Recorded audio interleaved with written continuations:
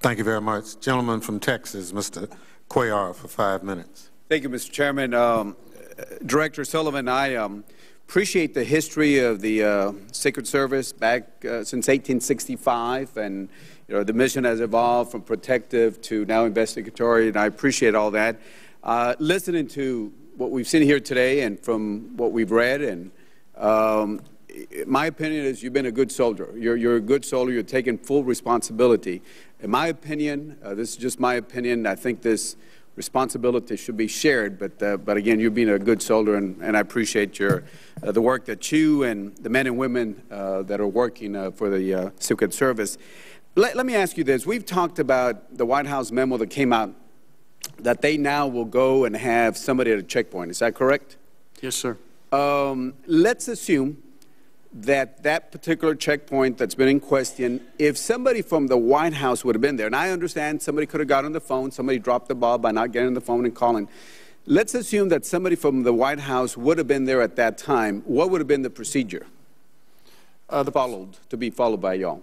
The procedure would have been the same as if our person had called that person on No, I mean, the person's right next to that Secret Service. They would have both worked through this issue together. Who would have had the ultimate call on this one?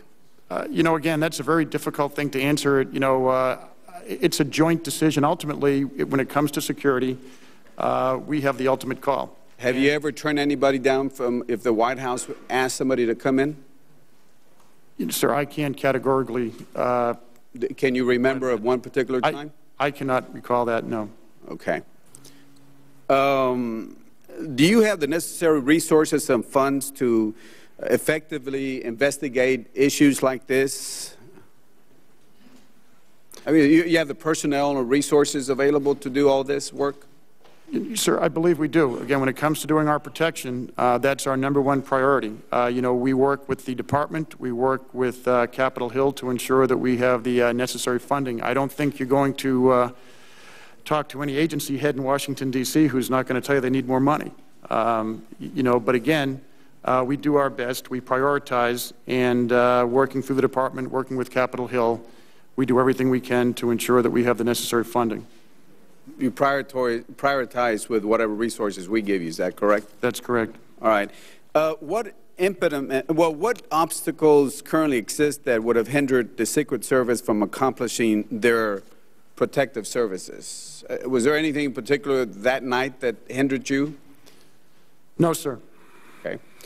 I'll go back to my question again. If the White House would have had their persons standing there, what would you have done at that time?